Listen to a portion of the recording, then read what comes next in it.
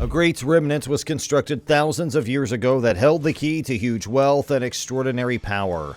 It was the Ark of the Covenant, and its location has been lost to the passage of time until now. Imagine unearthing history's greatest treasure, one that has been sought for generations. What if I told you that the Ark of the Covenant has been discovered and contains secrets beyond our wildest dreams? Join me as we reveal the greatest discovery of our time. The Ark of the Covenant has been discovered. According to the Hebrew Bible and the Christian Old Testament, the Ark of the Covenant was a chest that carried tablets etched with the Ten Commandments, which God engraved for Moses on Mount Sinai. The Israelites built the Ark while camped out in the Sinai Desert after fleeing Egypt, according to the Hebrew Bible. The Torah does not say when they escaped Egypt, and experts disagree over whether there was an exodus from Egypt. When the Babylonians conquered Jerusalem in 587 BC, the Ark vanished. According to the Hebrew Bible, the Ark possesses a number of seemingly miraculous abilities. According to one legend, the Jordan River stopped flowing and stood motionless while a group of priests carrying the Ark passed it. Other legends relate how the Israelites took the Ark into battle with them, and how the Ark's abilities assisted the Israelites in defeating their adversaries. The military efficacy of the Ark in the Ark narrative, however, is initially called into question as the Ark is captured by the Philistines and taken by them to the temple of the god Dagon in Ashdod. When the Philistines captured the Ark, they were afflicted with tumors and illness, leading the Philistines to restore the Ark to the Israelites. Some stories indicate how anyone who touched or glanced inside the Ark would die. The Ark's construction is described in two biblical accounts. The first and most well-known account, contained in the book of Exodus, explains how a considerable amount of gold was used to construct the Ark. The second version, contained in Deuteronomy, details briefly the construction of an Ark made entirely of wood. Because of the various narratives, understanding the stories around the Ark is difficult. Some researchers assume that many Arks were built and used in the same period or on separate occasions. The tale of the Ark's building described in the book of Exodus goes into considerable detail about how God directed Moses to tell the Israelites to build an ark made of wood and gold, with God allegedly giving very specific directions. According to Exodus chapter 25 verses 10 through 11, have them build an ark out of acacia wood that is 2.5 cubits long, 1.5 cubits wide, and 1.5 cubits high. Make a gold molding around it and cover it in pure gold both inside and out. The ark was to be carried on poles made of acacia wood and gold, and 2 cherubim were to be fashioned out of gold and put on the cover of the ark. The cherubim are to spread their wings upward, overshadowing the cover. The cherubim should face each other and glance at the cover. Inside the Ark, the Ten Commandments were etched on tablets. The Hebrew Bible specified that the Ark of the Covenant is housed in a mobile shrine known as the Tabernacle. Within the Tabernacle, a curtain was erected to keep people from seeing the Ark of the Covenant, and an altar and incense burners were placed in front of it.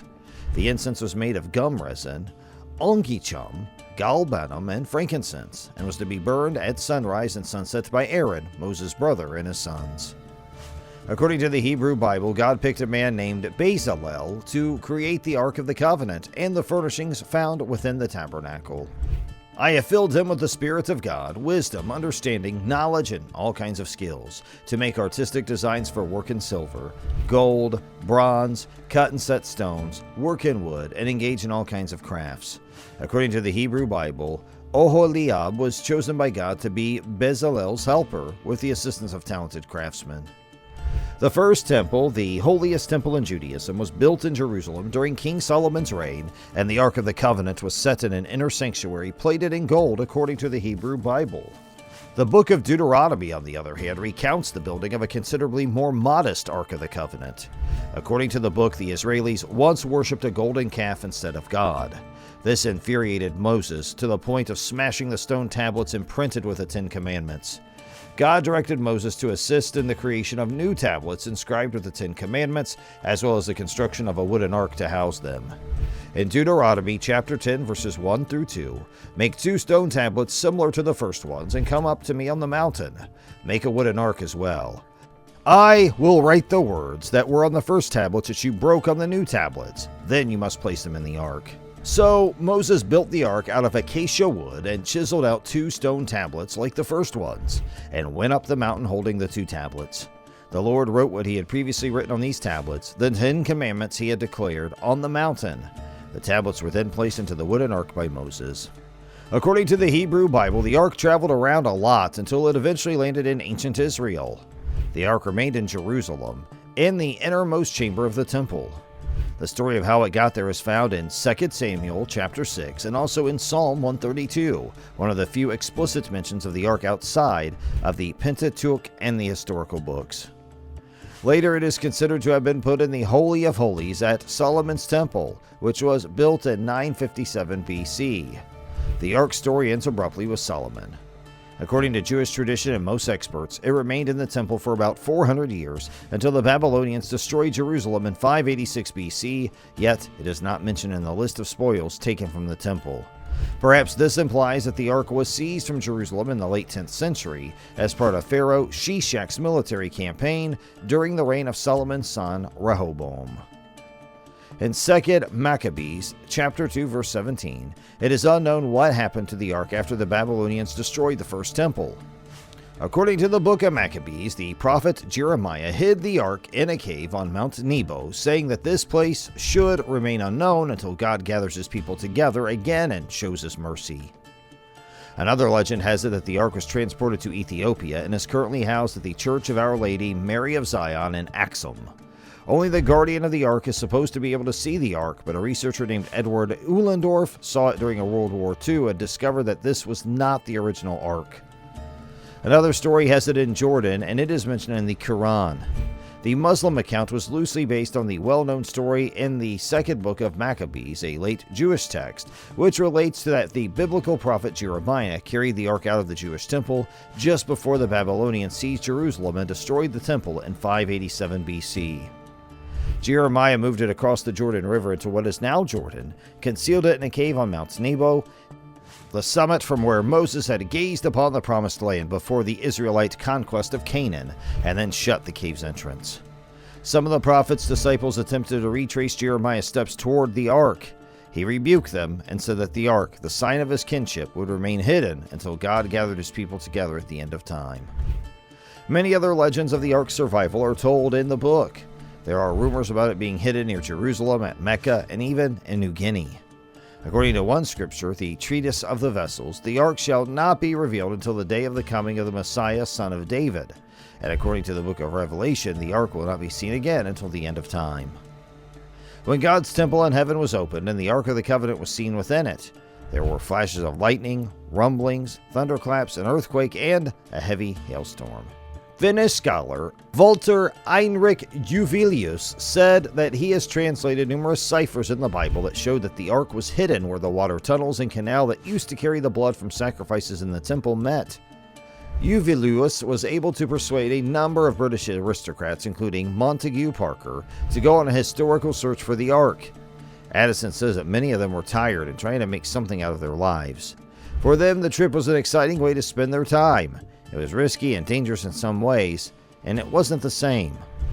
The people on the expedition were not archaeologists, so they did not look into the earlier digs in the area or keep records of their own. Also, there is proof that they paid off Ottoman officials to let them dig. Still, the members of the expedition dug from what is now the City of David into the water tunnels and shafts of ancient Jerusalem. They drained the Siloam Tunnel, diverted water from the Gihon Spring and other passages, and looked for a secret entrance that was once underwater. They didn't find anything except some pottery, a piece of Ionic column, some old lamps, some Roman arrowheads and coins, and an old toilet. Even though it was against the law to dig in the Temple Mount, Parker was able to bribe the officials so that the group could do so. The people on the trip dug for 9 nights before they found them. At the same time, religious tensions were high in Jerusalem because of Passover, Easter, and the Muslim Nabi Musa celebrations. The Temple Mount guards and the expedition's middleman were arrested, and the rest of the group fled Jerusalem. This event left a lasting mark on Jerusalem's Muslim community, giving them, as Addison says, a sense of Palestinian identity centered on Jerusalem and the Haram al-Sharif. He says that the scandal brought Muslims together to protect al-Haram al-Sharif as part of the emerging sense of Palestinian nationalism. The Jewish people also felt threatened by the Parker expedition. At the time, they asked Baron de Rothschild to fund rival digs to make sure that Jewish artifacts didn't fall into the hands of Christians. 70 years later, Rabbi Shlomo Goren and Rabbi Yehuda Getz, the rabbi of the Western Wall, did the same thing. They dug under the Temple Mount without anyone knowing that they too were found out. Even though the trip made a lot of people angry, it also helped the people who lived there by giving them jobs and cleaning up the area, and then filtering the water in the Virgin's Well and Siloam Pool. They even built new steps to make sure getting to the spring was easier. Father Vincent, a French monk and archaeologist, made detailed maps of the tunnels that the Parker expedition dug. These maps are used as the basis for future historical digs in the same area for the next 100 years. Most famously, Israeli archaeologists Ronnie Reich and Eli Shukron kept digging in the same water tunnels and shafts until 1995, when they finally opened them to the public in the city of David. The work done by the Parker expedition made it possible for these people to walk through the Siloam Tunnel and the Warren Shaft system. Within a few years, 3 were dead, 1 was crazy, 2 were bankrupt, 1 was divorced, and another was deported. As for Uvelius, he kept breaking more codes until the end of his life, but none of them led to any new findings. Even though the story of the Parker mission is strange on its own, Addison's account has even more strange stories, ark theories, anecdotes, and excerpts from famous authors at the time that talk about members of the mission or events that happened during it. No one knows if the ark is hidden under Jerusalem or not, but the idea that it had been hidden and kept safe under the city for 3,000 years led to a strange mission that got the attention of the whole world and set off a chain of events that are still being felt today. Thanks for watching. We hope you enjoy discovering the secrets of this ancient artifact and the stories it holds. Don't forget to like, share, and subscribe to our channel for more exciting adventures through time and space. Until next time, keep exploring.